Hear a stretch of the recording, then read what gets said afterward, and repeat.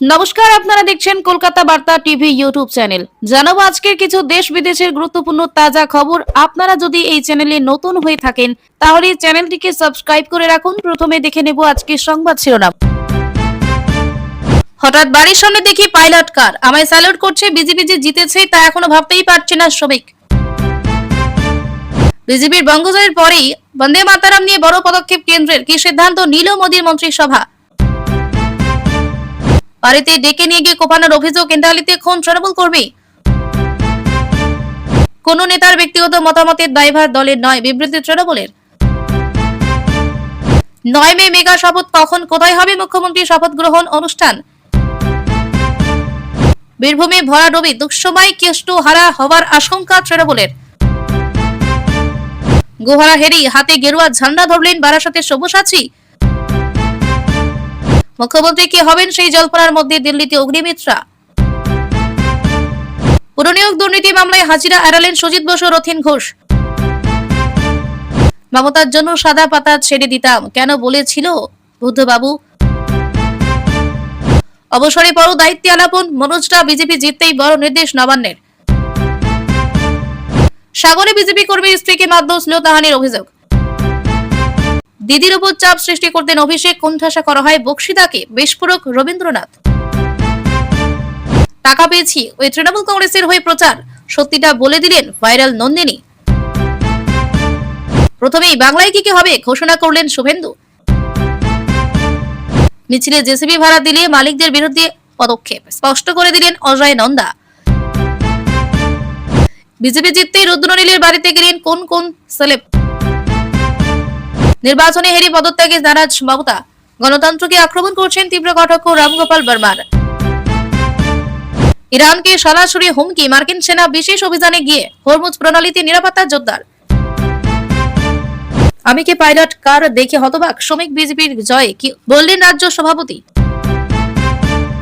2 কেন্দ্রে বিরাট জয়, কোন আসন রাখবেন কোনটা ছাড়বেন বড় ইঙ্গিত শুভেন্দুর। প্রিয় দর্শক, এতক্ষণ শুনলেন সংবাদ শিরোনাম, এবার আসছি এক এক করে বিস্তারিত খবর নিয়ে। এই প্রথম রাজ্যে ক্ষমতায় এসেছে বিজেপি। দীর্ঘদিনের লড়াই, আন্দোলন, কোর্ট কাছারি আর তারপর ক্ষমতায় তারা। বাংলায় 15 বছর পর পালাবদল হয়েছে। তৃণমূলকে উৎখাত করে এখন বাংলার মসনদে বিজেপি। আর নিজের দলকে এই পর্যায়ে পৌঁছতে যে সমস্ত প্রথম সারির নেতা ছিলেন তার মধ্যে অন্যতম হলেন রাজ্য সভাপতি শ্রমিক ভট্টাচার্য। তবে পদ্ম শিবিরের প্রথম সারির এই নেতা এখনো ভাবতেই পারছে না সত্যিই বাংলায় বিজেপি এসে গেছে। বঙ্গ বিজেপিতে যত পুরনো নেতা রয়েছেন তার মধ্যে অন্যতম শ্রমিক ভট্টাচার্য। বিজেপি আন্দোলন, উত্থান পতন সবটাই দেখেছেন নিজে, সামলেছেন বহু ঝড়। আজ যখন ক্ষমতায় তারা, তখন শ্রমিক বললেন রাত 2টোয় ঘুমোতে গিয়েছি, সাংবাদিকরা সকালে উঠিয়ে দিয়েছে, ভালো করে ঘুমোতে পারিনি। আমরা যে ক্ষমতায় এসে গিয়েছি এটাও এখনো আত্মস্থ করতে পারিনি। বিজেপি রাজ্য সভাপতির কথাই এখন কার্যত তিনি তারকাদের মতো সুবিধা পাচ্ছেন। শ্রমিক বললেন, হঠাৎ দেখলাম একটা পাইলট কার বাড়ির সামনে, একজন সেলুট দিল।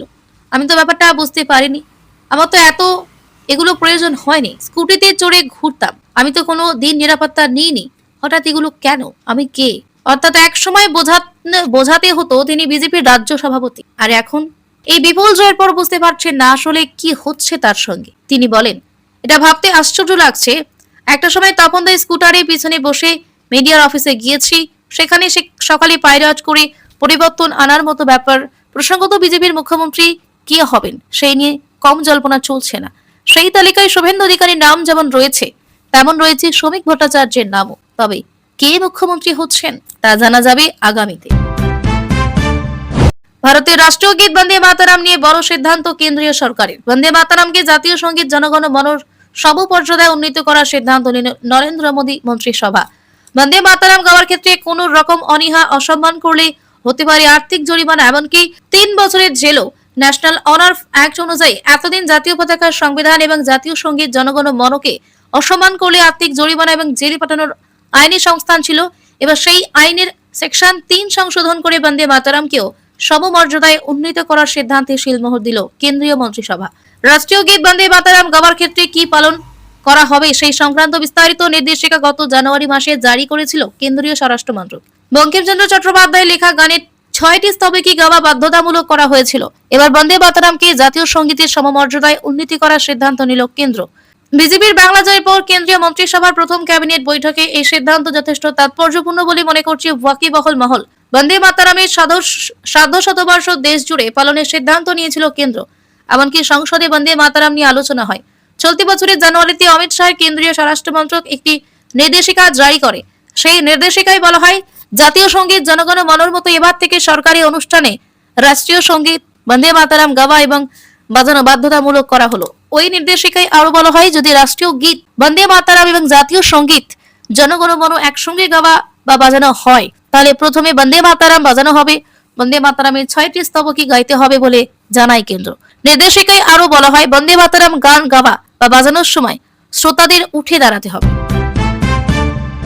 বেলেঘাটার পর এবার ইন্টালি, সেখানকার পটারি রোডে চরমে তৃণমূলের গোষ্ঠী কোন্দল। ধারালো অস্ত্র দিয়ে প্রমোটারকে কুপিয়ে খুনের অভিযোগ। শুধু অস্ত্র নয়, গুলিও চলেছে বলে দাবি স্থানীয়দের। পুলিশ সূত্রে খবর, মৃতের নাম তাপস নস্কর।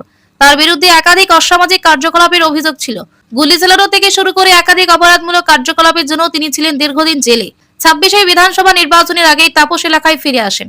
তাপসের মেয়ে সায়নী নস্করের দাবি, তার বাবা দীর্ঘদিন এলাকা ছাড়া পর দুদিন আগে এলাকায় ফেরেন। পরিবারের দাবি, এলাকার তৃণমূল কর্মী হিসেবে পরিচিত দীপক দাস ওরফে নেটুর সঙ্গে তাপসের দীর্ঘদিন ধরে বিবাদ ছিল। প্রমোটিং সংক্রান্ত বিবাদ পৌঁছায় চরমে। এরপর এলাকায় ফিরে আসার পর বুধবার সন্ধ্যায় নেটুর লোকজন গিয়ে তাপসকে বাড়ি থেকে ডেকে নিয়ে আসেন বলে অভিযোগ। পুরনো ঝামেলা মিটিয়ে দেওয়া হবে বলে তাপসকে বাড়ি থেকে ডেকে নিয়ে আসা হয়। তারপর পটারি রোডে গলিতে ধারালো অস্ত্র দিয়ে কুপিয়ে হত্যা করা হয় ওই প্রমোটারকে। তাপসের মেয়ে সায়নীর দাবি, ধারালো অস্ত্র দিয়ে কুপানোর পাশাপাশি গুলিও চালানো হয়েছে তার বাবার উপরে। বস্তুত 56 নম্বর ওয়ার্ডে ব্লক তৃণমূল প্রেসিডেন্ট মুকেশ সাউয়ের ঘনিষ্ঠ নেটু। পাশাপাশি এলাকার বাসিন্দাদের দাবি, এই নেটু এলাকার তৃণমূল কাউন্সিলর তথা মেয়র পরিষদ সদস্য স্বপন সমাদ্দারের ঘনিষ্ঠ। অন্যদিকে তাপস সদ্য নির্বাচিত এলাকার তৃণমূল বিধায়ক সন্দীপন সাহার সঙ্গে থাকতেন। স্বপন সমাদ্দার এবং স্বর্ণকমল সাহা সন্দীপন সাহার দীর্ঘদিন ধরে গোষ্ঠীদ্বন্দ্ব, যে অন্তর্দ্বন্দ্বের কারণেই খুন করা হয়েছে বলে দাবি করে এলাকার বাসিন্দাদের। প্রমোটিং এবং গোষ্ঠীদ্বন্দ্ব এই খুনের প্রশ্ন অন্যতম কারণ বলে এলাকার বাসিন্দারা দাবি করেছে। স্থানীয় বাসিন্দা বলেন, বিগত 4 বছর ধরে প্রমোটিং নিয়ে ঝগড়া হতো। আমরা তাপসকে পাড়ায় ঢুকতে দিতাম না অশান্তির জন্য। কালকে ডেকে ওকে মার্ডার করেছে। অপরদিকে মৃতের মেয়ে বলেন, আমার বাবাকে লুলু ডেকে সব ঝামেলা মেটাবে বলেছিল, আমার বাবাকে কোপ মেরে খুন করেছে। রাজনৈতিক পালাবদলের আবহে দলীয় অবস্থান স্পষ্ট করতে আনুষ্ঠানিক বিবৃতি প্রকাশ করল সর্বভারতীয় তৃণমূল কংগ্রেস। একটি গ্রাফিক পোস্টের মাধ্যমে দলের পক্ষ থেকে জানানো হয়েছে, সাম্প্রতিক সময়ে বিভিন্ন নেতা সংবাদ মাধ্যম বা সোশ্যাল মিডিয়ায় যে মন্তব্য করছেন তা অনেক ক্ষেত্রে দলের সরকারি অবস্থান হিসেবে ব্যাখ্যা করা হচ্ছে, যা সঠিক নয়। তৃণমূলের এই বিবৃতিতে স্পষ্ট করে বলা হয়েছে, দলের কোনো নেতা বা সদস্য ব্যক্তিগতভাবে যে মতামত প্রকাশ করেন তা তাদের নিজস্ব মতামত। সেই মন্তব্যকে দলীয় অবস্থান হিসেবে ধরা উচিত নয় যদি তা দলের অনুমোদিত চ্যানেলের মাধ্যমে আনুষ্ঠানিকভাবে জানানো হয়। এই বার্তার মাধ্যমে দল কার্যত নিজেদের অবস্থান পরিষ্কার করতে চেয়েছে। রাজনৈতিক বিশ্লেষকদের মতে সাম্প্রতিক নির্বাচনী ফলাফল এবং তার পরবর্তী রাজনৈতিক উত্তেজনা প্রেক্ষাপটে এই বিবৃতি যথেষ্ট তাৎপর্যপূর্ণ। কারণ এই সময় বিভিন্ন নেতা তাদের ব্যক্তিগত প্রতিক্রিয়া জানাচ্ছেন, যা অনেক সময় বিতর্ক তৈরি করতে এবং বিভ্রান্তি ছড়াচ্ছে সাধারণ মানুষের মধ্যে। সেই পরিস্থিতি সামাল দিতে এই পদক্ষেপ বলে মনে করা হচ্ছে। তৃণমূলের এই ঘোষণার মাধ্যমে দলীয় শৃঙ্খলার উপরে জোর দেওয়া হয়েছে। দলের শীর্ষ নেতৃত্ব, বিশেষ করে মমতা বন্দ্যোপাধ্যায়ের নেতৃত্বে সংগঠনকে আরো সুসংহত করার চেষ্টা চলছে বলে রাজনৈতিক মহলের একাংশের মত। নির্বাচনী ধাক্কার পর দল যে নতুনভাবে নিজেদের সংগঠিত করতে চাইছে, এই বিবৃতি তারই ইঙ্গিত বহন করছে। বিবৃতিতে আরো বলা হয়েছে, শুধুমাত্র দলের অনুমোদিত ও অফিসিয়াল চ্যানেলের মাধ্যমে প্রকাশিত বক্তব্যে তৃণমূলের আনুষ্ঠানিক অবস্থান হিসেবে গণ্য হবে। অর্থাৎ সোশ্যাল মিডিয়া বা ব্যক্তিগত সাক্ষাৎকারে দেওয়া মন্তব্যকে সরাসরি দলীয় মতামত হিসেবে ধরে নেওয়া উচিত নয়। এই অবস্থান স্পষ্ট করার ফলে একদিকে যেমন দলের ভিতরে বার্তা পৌঁছাবে, অন্যদিকে সাধারণ মানুষের কাছে পরিষ্কার হবে কোনটি অফিসিয়াল বক্তব্য আর কোনটি ব্যক্তিগত মত। বিশেষজ্ঞদের মতে বর্তমান ডিজিটাল যুগে যেখানে সোশ্যাল মিডিয়ার মাধ্যমে দ্রুত তথ্য ছড়িয়ে পড়ে, সেখানে এই ধরনের স্পষ্টীকরণ অত্যন্ত জরুরি। অন্যদিকে বিরোধী শিবির এই বিবৃতিকে কটাক্ষ করতে ছাড়েনি। তাদের দাবি, দলের অন্দরে মতবিরোধ এবং বিভ্রান্তি এতটাই বেড়েছে যে তা সামাল দিতে এই ধরনের বিবৃতি দিতে হচ্ছে। যদিও তৃণমূলের পক্ষ থেকে এই অভিযোগ অস্বীকার করে বলা হয়েছে, এটি সম্পূর্ণ একটি সাংগঠনিক ও প্রশাসনিক স্পষ্টীকরণ। 15 বছরের তৃণমূল শাসনের অবসান ঘটিয়ে বাংলায় নতুন ভোরের অপেক্ষা। আগামী 9 মে শনিবার সকাল 10টায় কলকাতার ঐতিহাসিক ব্রিগেড প্যারেড গ্রাউন্ডে অনুষ্ঠিত হতে চলেছে বিজেপির নতুন মুখ্যমন্ত্রী ও বিধায়কদের শপথ গ্রহণ অনুষ্ঠান। এই মেগা অনুষ্ঠানে উপস্থিত থাকতে পারেন প্রধানমন্ত্রী নরেন্দ্র মোদী এবং কেন্দ্রীয় স্বরাষ্ট্রমন্ত্রী অমিত শাহ। 207টি আসনে জিতে একক সংখ্যাগরিষ্ঠতা নিয়ে সরকার গড়ছে বিজেপি। তবে মুখ্যমন্ত্রী কে হবেন তা নিয়ে জল্পনা এখনো তুঙ্গে। আজ 8 মে কলকাতায় আসছেন কেন্দ্রীয় পর্যবেক্ষক অমিত শাহ এবং ওড়িশার মুখ্যমন্ত্রী মোহন মাঝি। বিধানসভা বিজেপি পরিষদীয় দলনেতা বেছে নেওয়ার জন্য তাদের পর্যবেক্ষক নিয়োগ করা হয়েছে। আজ যে নেতা নির্বাচিত হবেন তিনি বসবেন রাজ্যের প্রশাসনিক শীর্ষ পদে। মুখ্যমন্ত্রীর দৌড়ে এই মুহূর্তে সবচেয়ে এগিয়ে রয়েছে শুভেন্দু অধিকারী। নন্দীগ্রাম ও ভবানীপুর মমতা বন্দ্যোপাধ্যায়ের দুই গড়ে তৃণমূল নেত্রীকে পরাজিত করে নিজের শ্রেষ্ঠত্ব প্রমাণ করেছেন তিনি। মনে করা হচ্ছে এই বড় জয়ের উপহার হিসেবে তাকেই মুখ্যমন্ত্রী করা হতে পারে। তবে তালিকায় শ্রমিক ভট্টাচার্য, স্বপন দাশগুপ্ত, উৎপল মহারাজের মতো নামগুলি রয়েছে। চাঁদেরহাট শপথ অনুষ্ঠানে শনিবারের এই শপথ অনুষ্ঠানে এনডিএ শাসিত একাধিক রাজ্যের মুখ্যমন্ত্রী, উপমুখ্যমন্ত্রী এবং কেন্দ্রের বরিষ্ঠ মন্ত্রীদের চাঁদেরহাট বসতে চলেছে। এখন দেখার 9 মে আগামী 5 বছরের জন্য বাংলার মসনদ কার হাতে সঁপে দেয় বিজেপি হাইকমান্ড। বীরভূম জেলার রাজনীতিতে বড় ধাক্কা খেল তৃণমূল কংগ্রেস। 2026 সালে বিধানসভা নির্বাচনে জেলার 11টি আসনের মধ্যে মাত্র 6টিতে জয় পেয়ে কার্যত চাপে পড়েছে শাসক দল। এই ফলাফলের পরই রাজনৈতিক মহলে নতুন করে আলোচনায় উঠে এসেছে অনুব্রত মণ্ডল।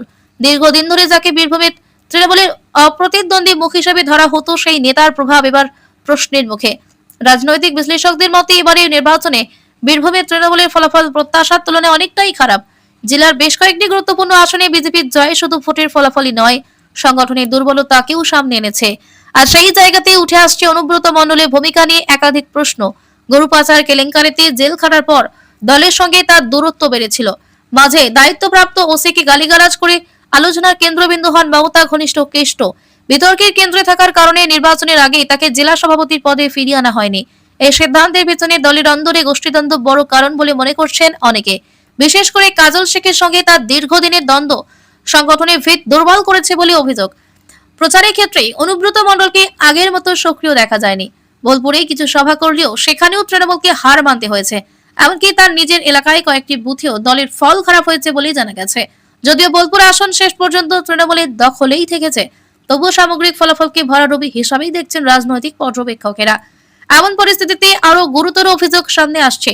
একাংশের দাবি অনুব্রত মণ্ডল নাকি ভিতরে ভিতরে কিছু আসনে বিজেপির পক্ষে কাজ করেছেন। যদিও এই অভিযোগের কোনো সরকারি প্রমাণ এখনো পর্যন্ত পাওয়া যায়নি, তবুও তা নিয়ে জোর চর্চা চলছে রাজনৈতিক মহলে। এই ধরনের গুঞ্জন তৃণমূলের অন্দরে অসন্তোষকেই আরো স্পষ্ট করে তুলছে। নির্বাচনের আগে অনুব্রত মণ্ডল একাধিকবার আত্মবিশ্বাসী মন্তব্য করেছিলেন। তিনি বলেছিলেন বিজেপি যদি 200 আসন পায় তবে তিনি মাথা ন্যাড়া করে ঘুরবেন। কিন্তু ফলাফল প্রকাশের পর থেকে তাকে কার্যত নীরব থাকে দেখা যাচ্ছে। কোনো প্রকাশ্য প্রতিক্রিয়া এখনো দেননি তিনি, না জানিয়ে তৈরি হয়েছে কৌতূহল। এই পরিস্থিতিতে সবচেয়ে বড় প্রশ্ন হয়ে দাঁড়িয়েছে অনুব্রত মণ্ডলের ভবিষ্যৎ রাজনৈতিক পথ কি। তিনি কি তৃণমূলেই থাকবেন, নাকি অন্য কোনো দলে যোগ দেবেন, নাকি সক্রিয় রাজনীতি থেকে কিছুটা সরে দাঁড়াবেন? এইসব প্রশ্নের উত্তর এখনো অজানা। জেলা রাজনীতির পর্যবেক্ষকদের মতে অনুব্রত মণ্ডলের সিদ্ধান্ত শুধু তার ব্যক্তিগত রাজনৈতিক ভবিষ্যৎ নয়, বীরভূমের তৃণমূলের সংগঠনের ভবিষ্যৎ নির্ধারণেও বড় ভূমিকা নেবে। কারণ এতদিন ধরে তার নেতৃত্বে এই জেলায় দল নিজেদের শক্ত ঘাঁটি তৈরি